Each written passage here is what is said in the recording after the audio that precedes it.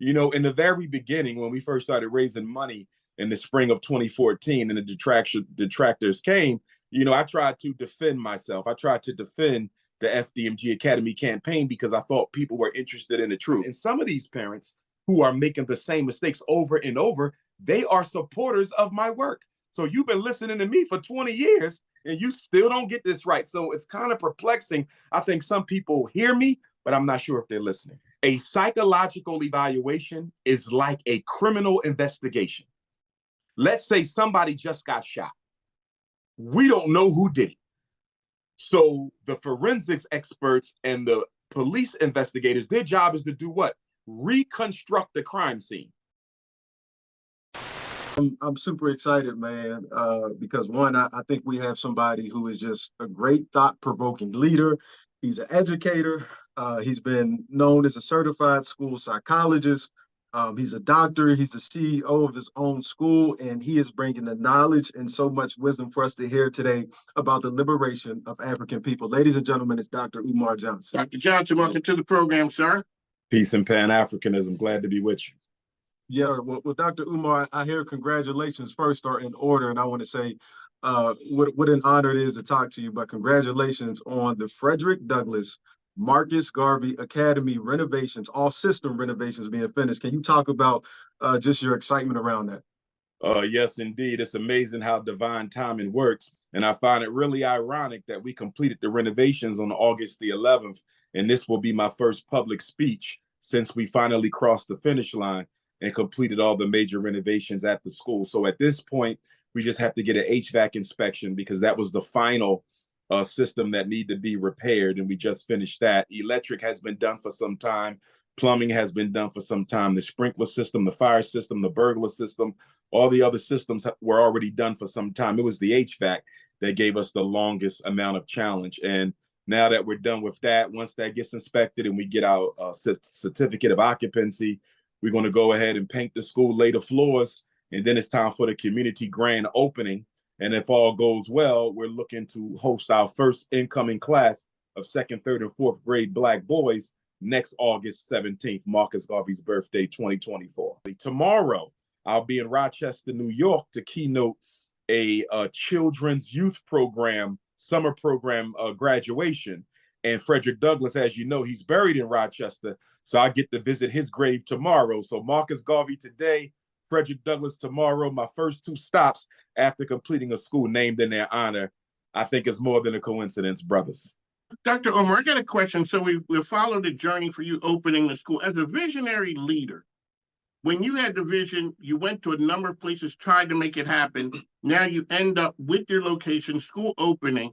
Talk about how that is when you have all the naysayers along the way, but you keep your eye out there on the end prize to make it happen, to get to the school opening and have it here on.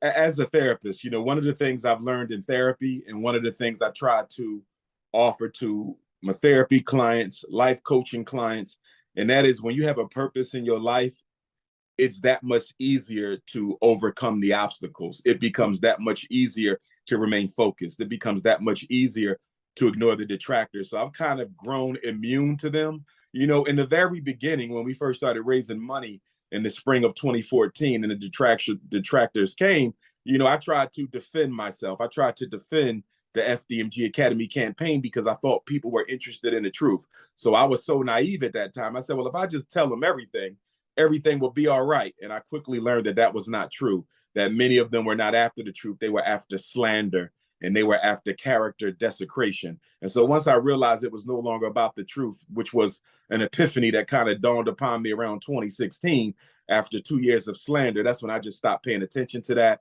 95% of all African people in the world love and support Dr. Umar. So at the end of the day, in the larger scheme of things, that 5% of distraction, they're really not relevant anyway. Well, Dr. Umar, part of that 95% I'm understanding will be right here in Petersburg, Virginia, this Sunday for your lecture. And I know Sister Alnisa, I want to say thank you and shout out her for really just making this happen. So talk about, of course, we're in a pivotal time in America right now. There's a lot going on politically. There's a lot going on in schools, and you're coming to give a lecture specifically to parents. So can you just talk about what the purpose will be on Sunday and what people can expect? With regard to the lecture, because it's time for school to start back up, and I'm not sure if they're already back in school in that part of Virginia or not, but nonetheless, it's still the beginning of the school year. And so I want to review with Black parents in Virginia some of the rules and some of the tools that they need to protect their children from the special education onslaught in the ADHD hustle, because it is in fact a hustle. Special education is a weapon of mass destruction. ADHD is a weapon of mass destruction in the Black community. And of course, that ADHD diagnosis will likely lead to a prescription drug recommendation. And that is also a weapon of mass destruction. So one of the first things I'm going to teach Black parents in Petersburg, learning how to say no as a Black parent. And the reason that's so important, good brothers, is in my work in the schools, and I've been working in the schools for about 25 years now, our parents don't feel comfortable telling educators no. We don't feel comfortable telling the teacher, I don't think my son has a reading disability, so I will not be signing consent for him to receive an evaluation. We don't feel comfortable telling the principal, I don't think my son has ADHD. I simply feel that this school doesn't have enough activity involved that allows these Black boys to work out their natural God-given Black energy. You know, our parents aren't comfortable saying no in the face of academic authority. And I am here to tell you that they better learn how to start saying no, because when you say yes, you put into motion a set of circumstances that's going to put your child in a special education classroom, which is almost a guarantee that he will not graduate high school on time if he graduates at all. Dr. Umar, a question. I'm 63 years old, and I know for a fact parents didn't question school officials. There was no way you were going to question them. Has it gotten better? I don't think so. I would say it's gotten a little better. To say it hasn't gotten better at all would means I would have to admit that all my work over the past 25 years has been in vain. And that's not true, because I do hear the stories. I hear the good stories. I get the testimonials. I get the texts, the emails, the inboxes. At the lectures, parents come up to me and tell me how they use what I told them to use and how it successfully led to them protecting their child. So yes, it's getting better in some respects, but at the same time, it's kind of getting worse. It's hard to describe it, because even though I hear the promise stories at the same time, I'm also hearing about some of the tragedies that continue to go on. And for the life of me, brothers, I don't understand it, because I have probably thousands of videos on YouTube at this point talking about how to fight the school system effectively and legally. And our parents keep on making the same mistakes time after time. And some of these parents who are making the same mistakes over and over, they are supporters of my work. So you've been listening to me for 20 years and you still don't get this right. So it's kind of perplexing. I think some people hear me, but I'm not sure if they're listening. One of the things I know that you'll be doing this Sunday is reviewing your book, The Black Parent Advocate. And yes, I wanted to raise something from you from your text. I had a chance to listen to a video, and I just want you to hear this. It was very powerful. Controlling your child's school-based narrative is important, because whoever controls the narrative controls the outcomes, interventions, and options for success. So can you just elaborate more on that for those parents who still may be trying to figure out, how do I go ahead with really determining what I should do with my child?